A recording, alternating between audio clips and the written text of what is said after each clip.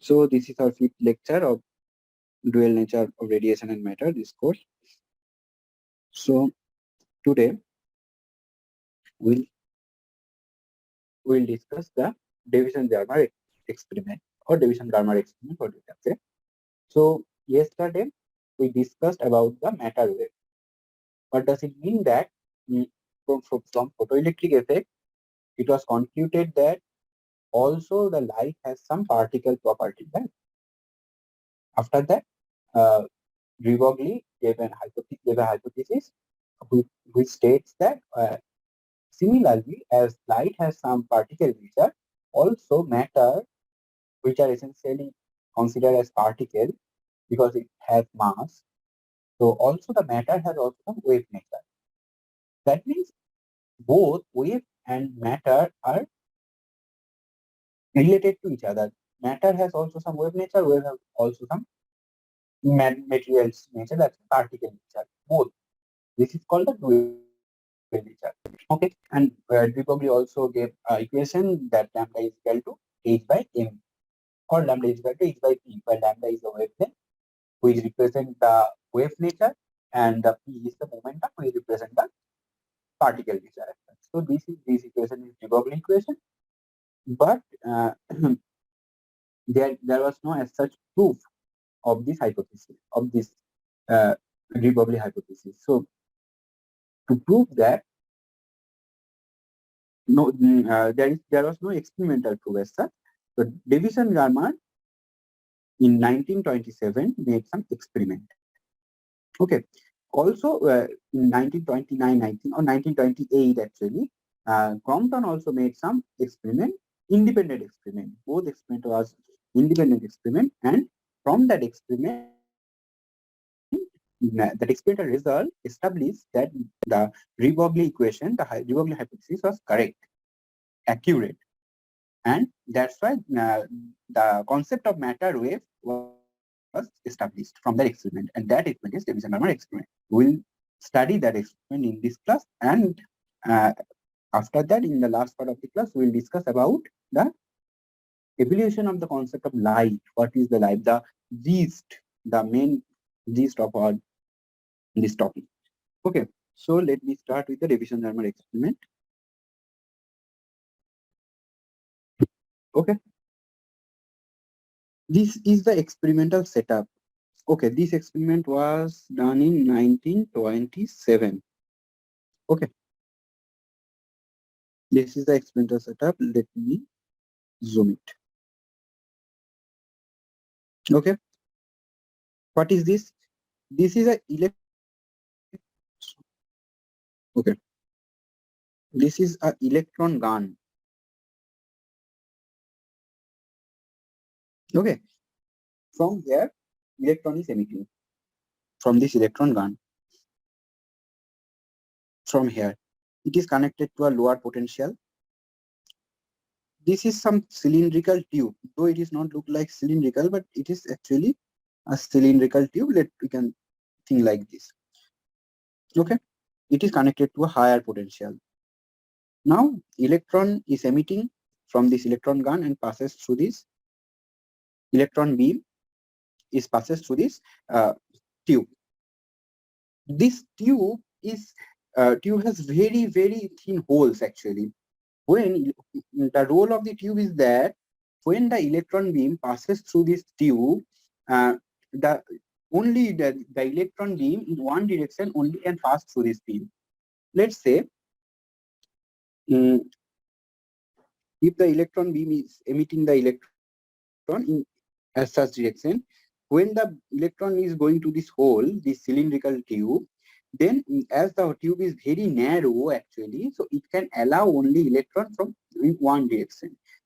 The other electron, other diffracted electron can't pass through this electron, can't pass through this tube A. This is the setup. You can see, if we zoom it, we can see that there is a hole. This is a hole and this is a hole. There are only two holes actually. Okay, so electron pass through this cylindrical tube or this tube, and after that, from here come here, it irradiated on a metal surface, which is nickel actually, nickel surface, nickel plate here, and from here, this electron beam, the electron ray, which we can say that this is reflected in theta angle. This is the angle theta. Okay, and here is our collector. Collector can move actually from in direction. Collector can rotate. This collector actually collect the intensity of the beam, which essentially signifies the number of electrons. Okay, so this is our total experimental setup. And this collector is connected to a galvanometer. This is diffracted electron beam from this metal surface. And this collector is totally connected to a galvanometer, which essentially gives the result that how many electrons is diffracted from the metal surface at the theta angle. This is our whole experimental setup. Okay, and overall setup is kept in a vacuum chamber. In a vacuum chamber. Okay. Now there is a potential difference. We can see here, this is connected to a potential difference. V is the potential. V is the potential difference. This potential difference is applied. Okay, this potential difference essentially leads the electron, pull the electron, we can say. Okay, so what is the result? That's more important. What is the result? Okay. So we'll study here what we want to study. We study the intensity of electron beam, not electron beam, you can write it diffracted electron beam. Okay, with respect to the angle theta. We want to study that. Okay. Also, there is a potential difference. Otherwise, the electron will not be accelerated. Okay. So this is our study. Now, okay, let me show the result actually. Okay. This is our result. This is called polar graph. Okay. This is a polar graph. First we have to understand this graph.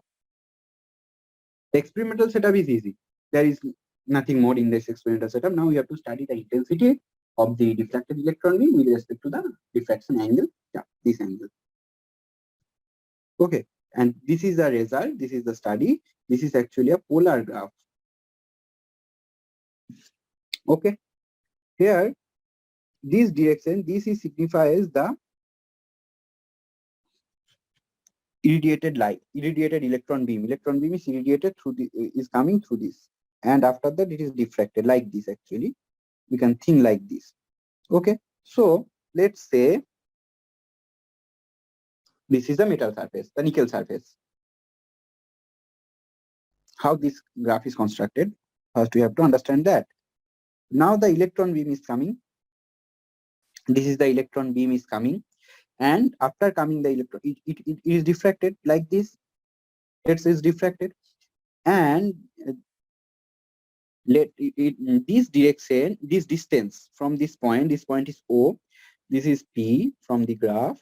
This is the incident ray, incident beam, and this is the theta, which is the diffraction angle. Let's say it's theta, and this distance, this OA, something OA distance, this distance signifies the intensity.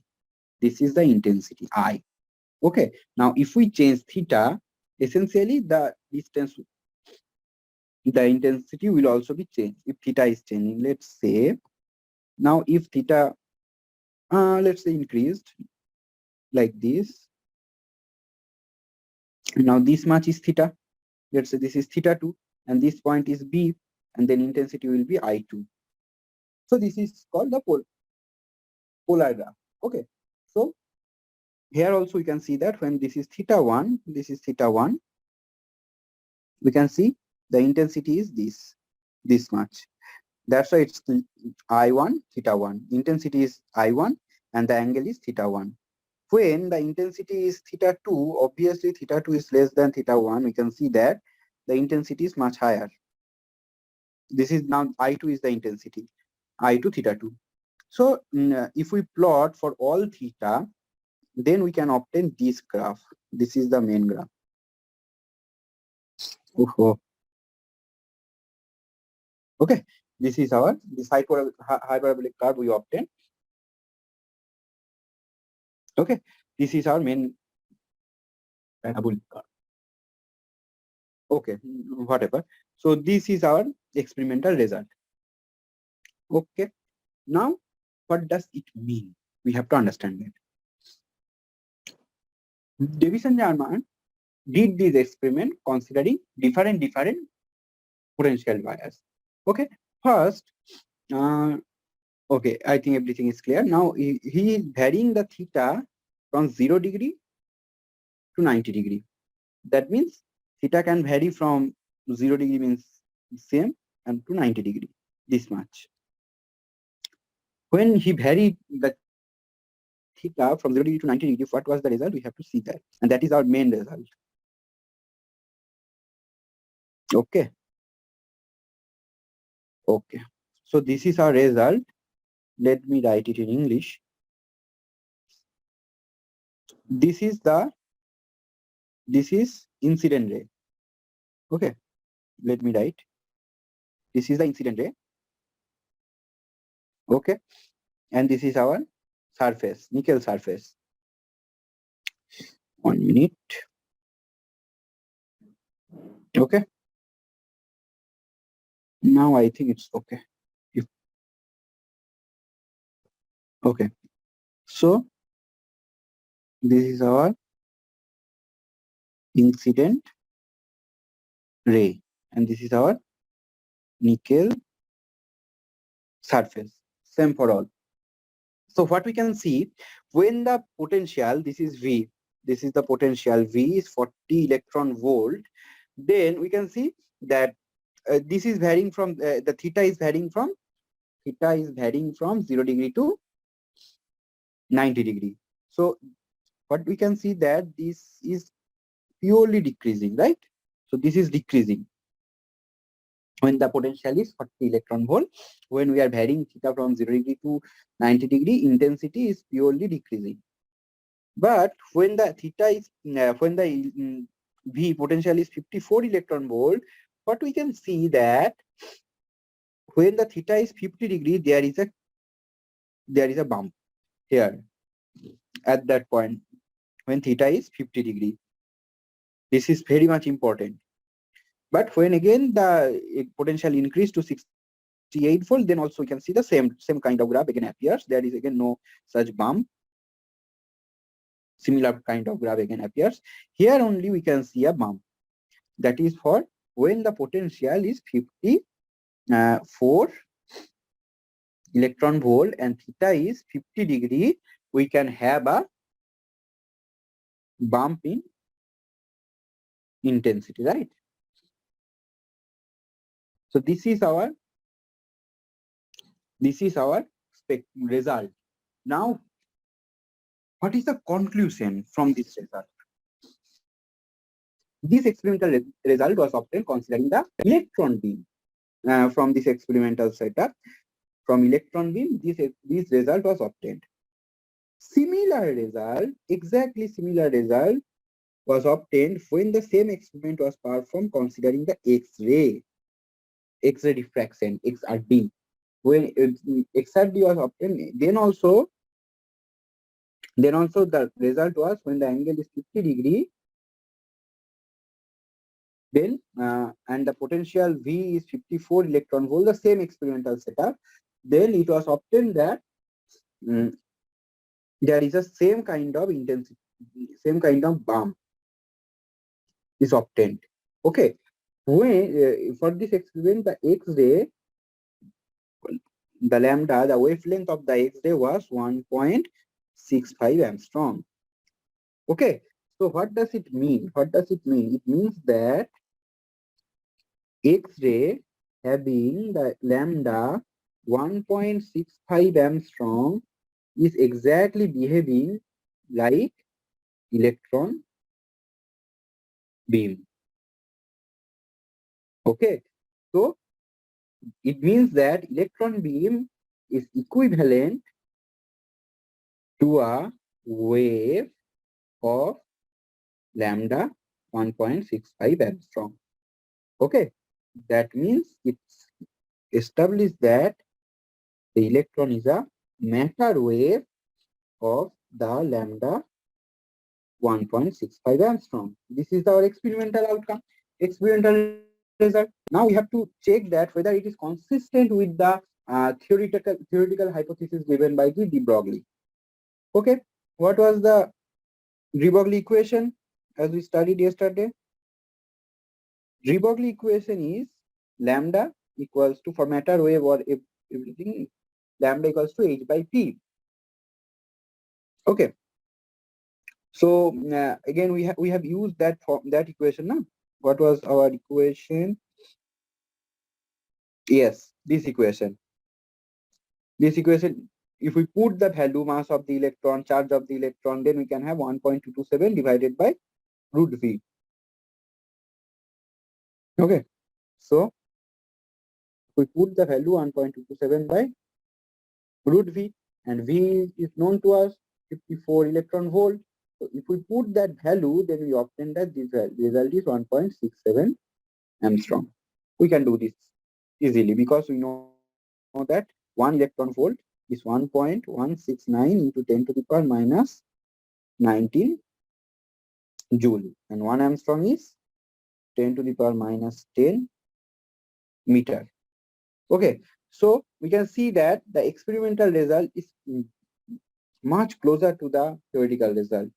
That means the de Broglie hypothesis is correct. This result, this experimental result, essentially proves that the result is correct. That result predicted by the de Broglie, that matter is also associated with a wavelength having h by p is consistent, is supported by this experiment. All after Lewison-Garmer, Crompton also did the same kind of experiment independently, obviously. Okay, and due to this experiment, in 1927, de Broglie was given Nobel Prize, and also after 1 or 2 years, in between 1 or 2 years, also Lewison-Garmer and Davison and Crompton, I think, was awarded by Nobel Prize. Okay. So this experiment is also called, okay, I have to also mention that this experiment is also called the electron diffraction. Okay.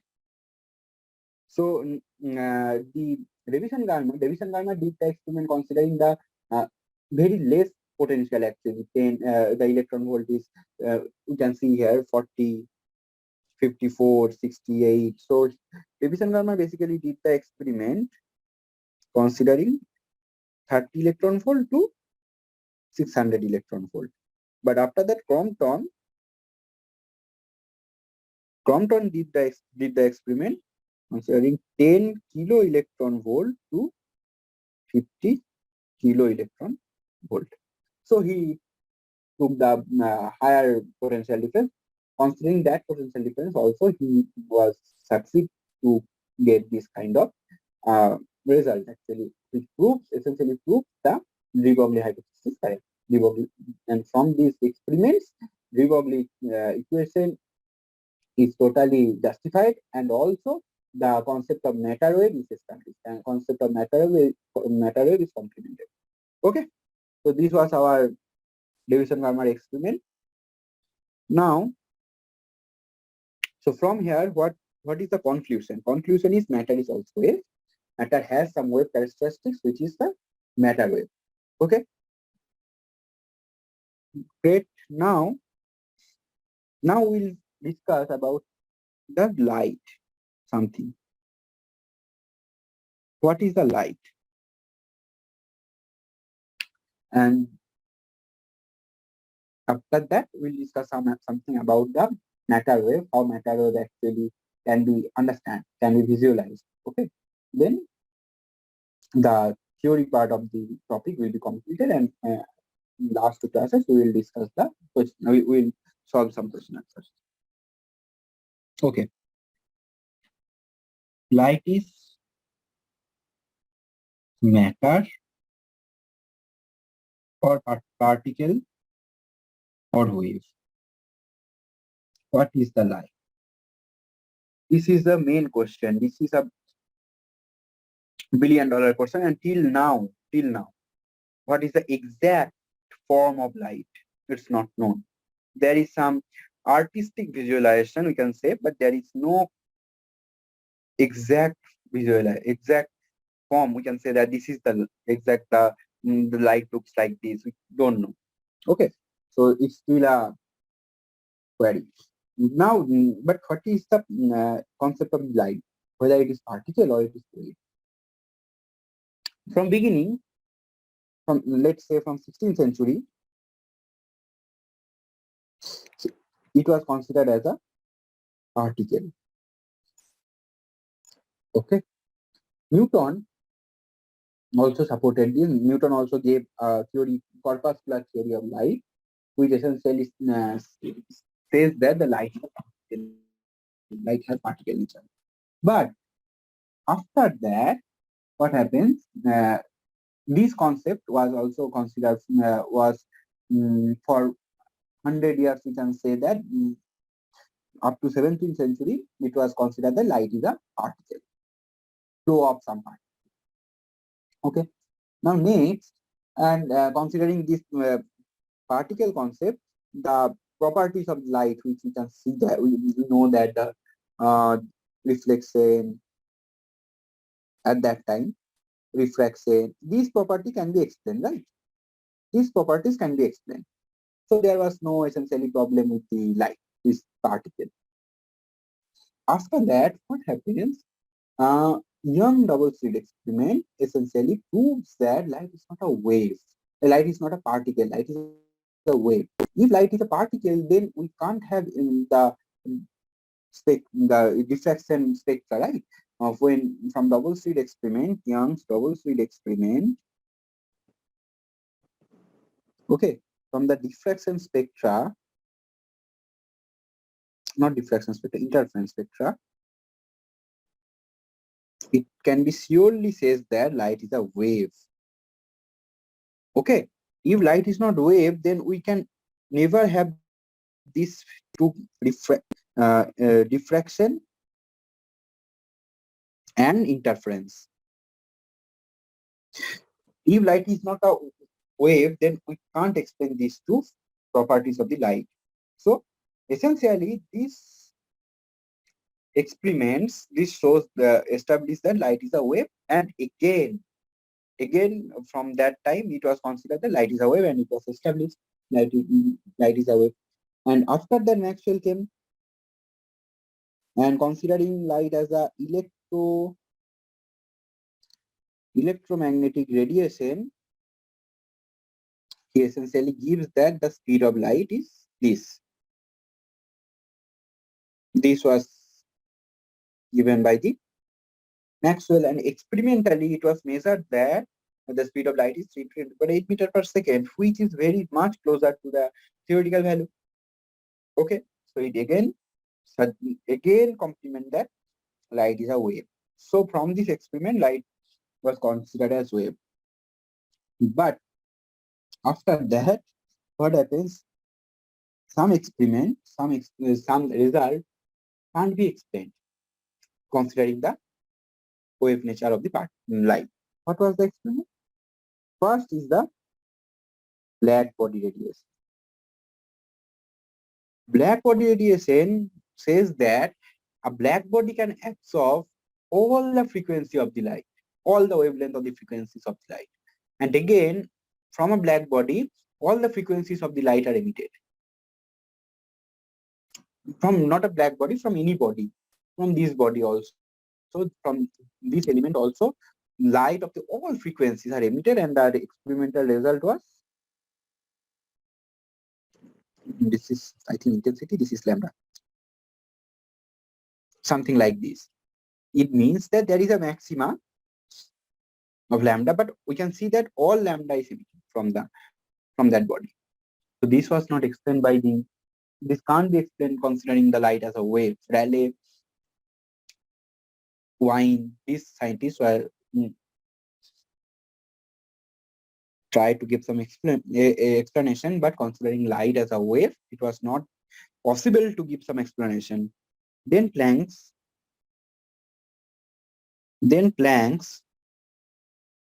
what Planck says that light is a wave, but when light is absorbed or emitted, then it if emitted or absorbed in discrete form, is in quantized form, just like a particle. It was said by Planck's. And in that case, the energy of that particle is h nu, is proportional to the frequency of the light. What does it mean? Let's say this is a body, light is emitting from here, and again it is absorbed by this. Okay, so Planck said that from here light is emitting like this. These are the quanta, and again light becomes a wave, and again it is absorbed by the body like this. So here it is said that it is like a particle nature. These are the quanta. The quanta having the minimum energy is h nu, and other particles or quanta have energy is the nh nu, integral multiple of the h nu, where n can be from 1 to infinite. So this concept was given by the Planck's. Okay, but this concept creates some huge confusion among the scientists, whether what we can what we should consider light as a wave or particle, because here we can see this is a particle nature, this is wave nature. So this is very, very confusing, right? So after that, in photoelectric effect, as we studied, to explain the photoelectric effect, Einstein considered that no, it is not like this. Light is also discrete. Okay, and again, this particle is like this. Like, what does it mean? That means that light is a flow of the particle, also having wave nature. It's now more confusing, but Einstein said that, and it was satisfactorily described the photoelectric effect as we see now. So photoelectric effect was explained, and later Compton also proved from the Compton experiment also proved that the light is a particle. There are some other experiments as well, that Debye heat theory, the heat capacity. Debye theory of heat capacity, and most importantly, hydrogen atom spectra. From this experiment, it was established that light is a particle. Light consists particle. That particle is called photon. Okay, but also light is a wave. Okay, so this confusion, whether then what should we consider, light is a wave or light is a particle? This concept, this ambiguity was solved by de Broglie. De Broglie said that no, it's not like that. Like sometimes light is a wave, sometimes light is a particle. It's not like that. Light is always a wave, always a particle. That means it has both the nature. Okay, light is also a wave, also a particle. So it has the both nature. That this is the wave particle duality. And not only that, not only light, each matter, each wave, all has this characteristic. All are shows this dual nature. But for classical particle, actually classical objects having the higher masses, the wave nature is very, very, very negligible. The lambda. That's why we can't even feel that. So for that classical particle, matter, the particle nature is much more dominating. That's why we can treat them as a particle. But when the mass is less, just like like for electron, proton, for this particle, the mass is very less. As the mass is very less, the de Broglie wave associated with that particle is not negligible. We have to consider that, and that is considerable. That will be, and that suggests that with that matter, with that particle, the one wave is also associated. That is called the matter wave, as we studied now. So, if the particles also associated with a wave, which is called matter wave. Okay, and the wavelength is lambda, which is h by p. This is the de Broglie wavelength. So this is the total evaluation of light, right? Till now, we know that light has dual nature. Light is both particle, light is both. Okay, one thing means that considering the particle nature, we can explain both reflection, diffraction, polarization, these properties. But there is some properties which we can't explain considering light is a particle. Just like, as we said, just like, oh no, I said diffraction and interference. Again, there is some property which we can't explain considering light as a wave, just like this photoelectric effect, black body radiation, Compton effect. These effects are, but actually the light is not, as de Broglie solved this dilemma, that light is not a wave, light is not a particle, and not like that it sometimes behaves like wave, sometimes it behaves like particle. It's always a wave, always a particle. That means if I post both characteristics, light is also a wave, also a particle. And the particle of the light is called photon. And similarly, for the matter also, there is matter also associated with a wave, which is called the matter wave.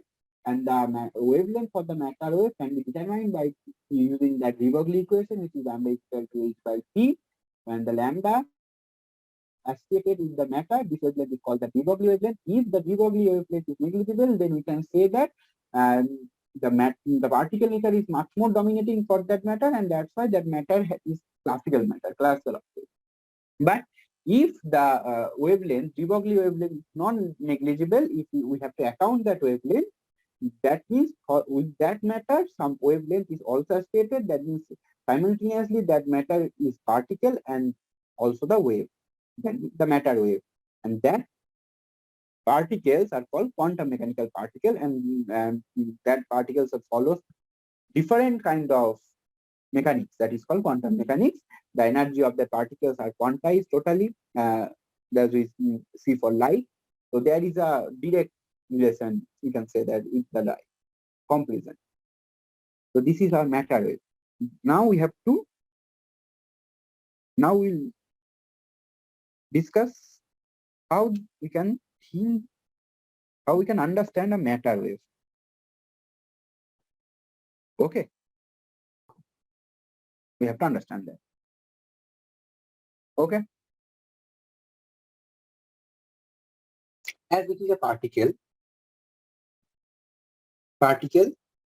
having wave nature, right? So that means, let's say this is the particle. It has wave nature, but it has also particle nature. It has mass. So we have to keep in mind that when particle moves, let's say if particle is moving, then wave should also move. So wave should be propagating wave.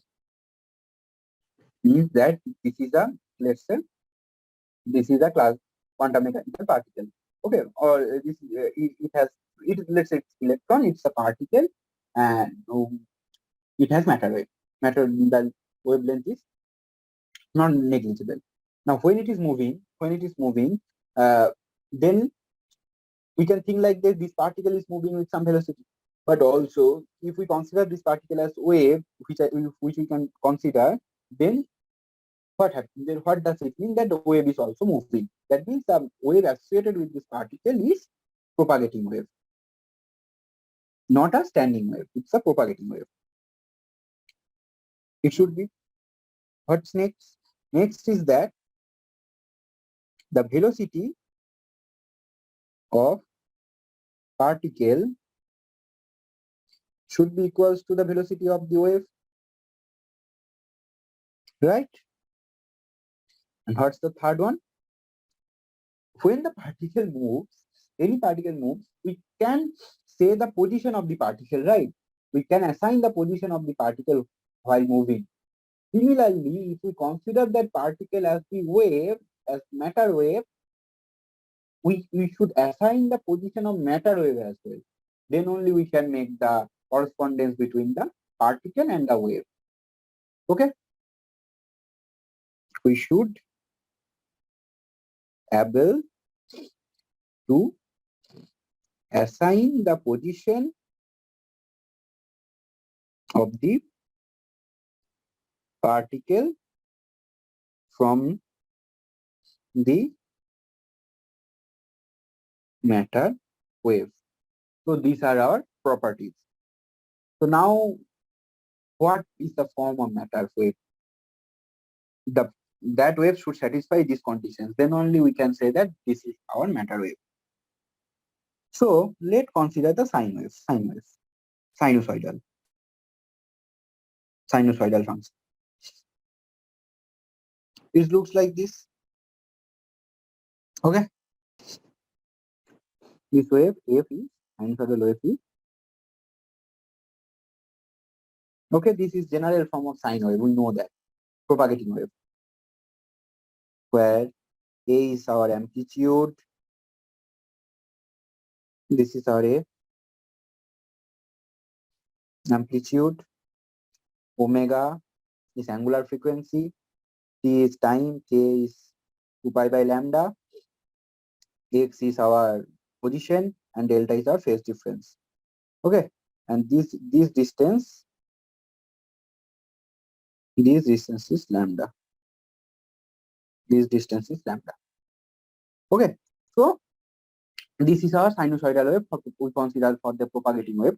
But this sinusoidal wave does not satisfy these three properties actually. How? This part now, it should as precise some location. Okay, but this wave is spanned from minus infinity to plus infinity. The x spans from plus infinity to minus infinity. Then how we can say the position of the wave? Okay, let's say this is a particle, and this is a wave. This is the wave.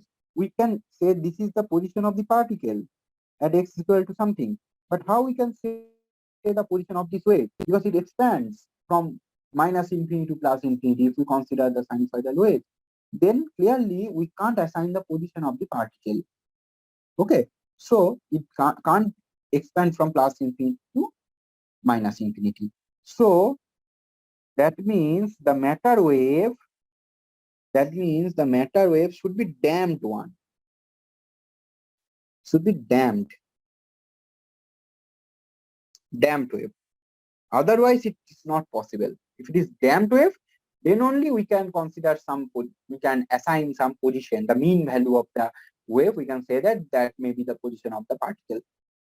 But for a sinusoidal wave, it is not possible. And again, if we consider the sinusoidal wave as matter wave, it can be shown that the speed of the the particle can exceed the speed of the light, which is against our relativistic principle that anybody can't move the faster than light, speed of light. So from this, we can say that the matter wave should be damped one. Now, how this damped wave can be formed? Damped wave can be formed by resulting resulting.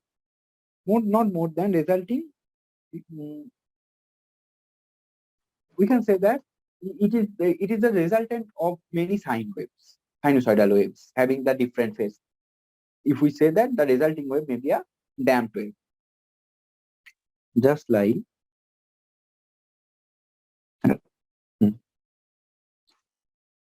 how the damped wave looks. Yes, now it's correct. It looks like this is a damped wave. So it can be a matter wave because it is not expand from minus infinity to plus infinity. There is a peak. So we can assign this position x as the position of the particle while it's moving. It's also propagating. Okay, it's propagating, no? How it propagates, you can think like that. Again, something. So how it propagates, right? So it's also propagating wave. And again, the velocity should be same. We can prove that. We can prove that. So the wave is actually, the matter wave is actually not a single wave. It should be a damped wave. That means it's a group of waves,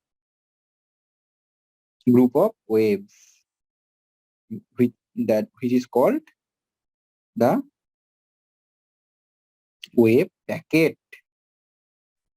Okay, so the matter wave should be wave packet, as we stated it from our first class. The matter wave is the photon is always considered as wave packet. Why it is wave packet? Because photon is also same thing. Now, photon is also a particle of the wave, so it should be also wave packet.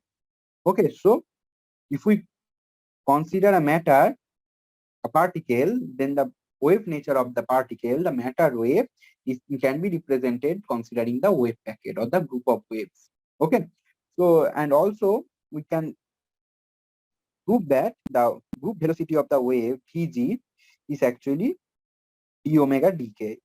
We can prove that, and which exactly matches with the velocity of the particle.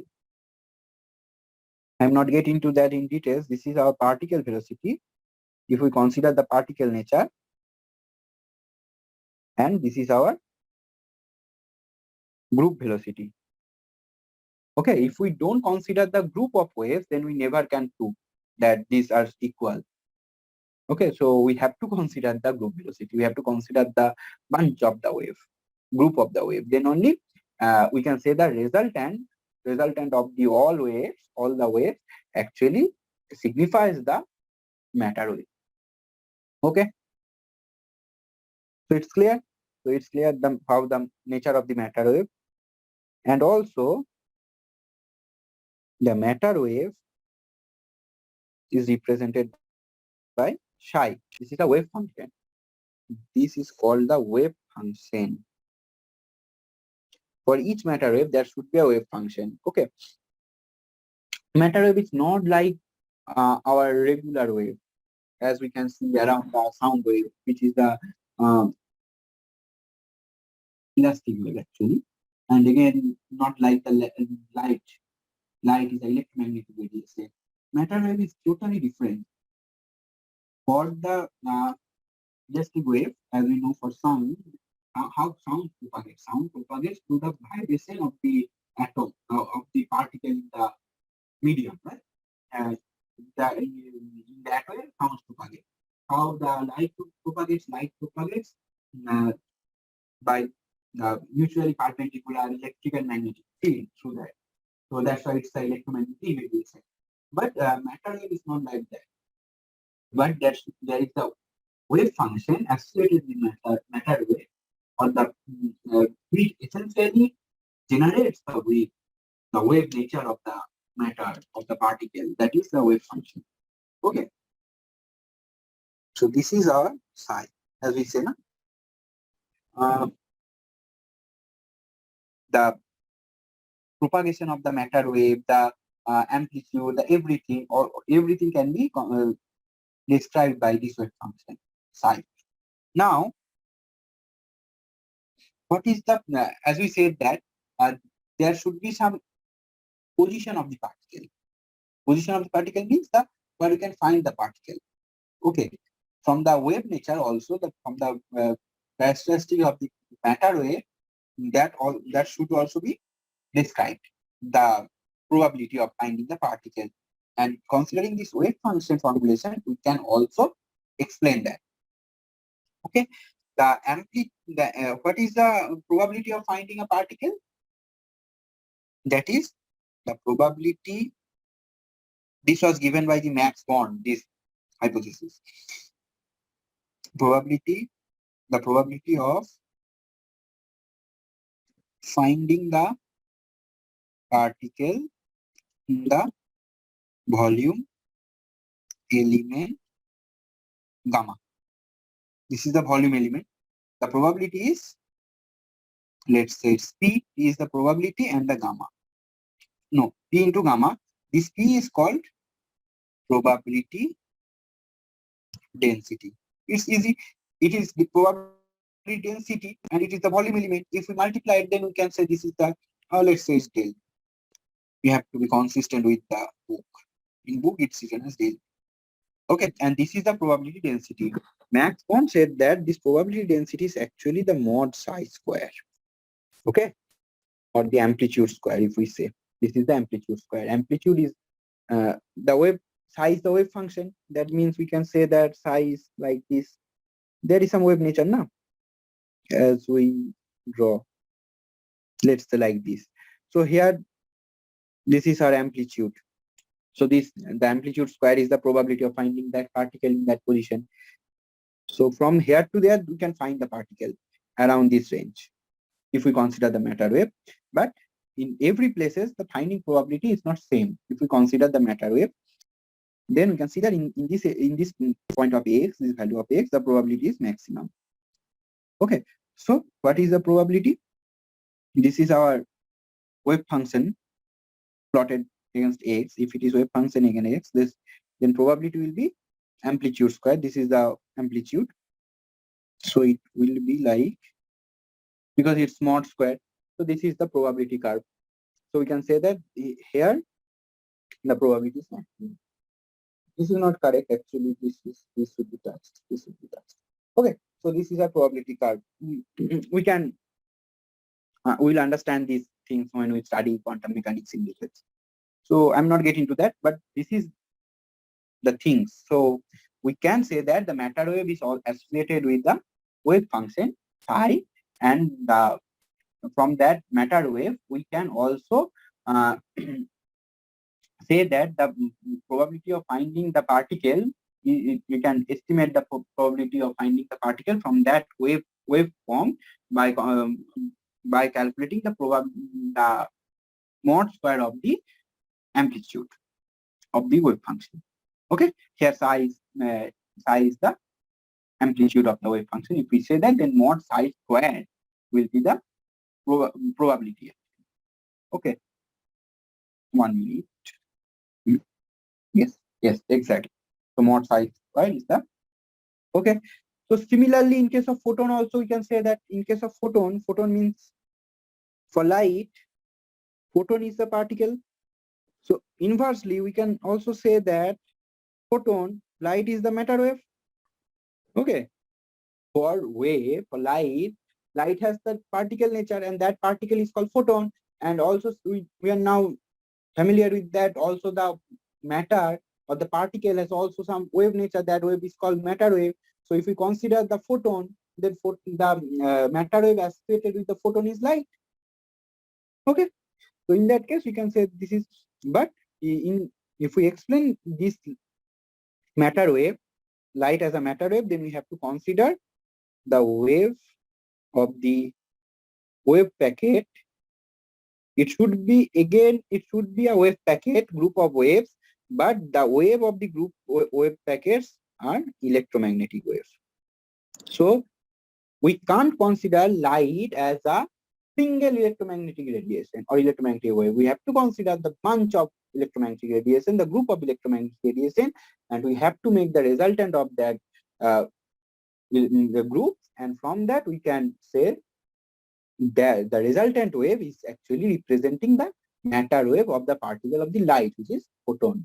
So from here we can also say that, and we can also again prove that the velocity will be the group velocity of that bunch of electromagnetic wave will be v g should be equals to 3 into 10 to the power 8 meter per second.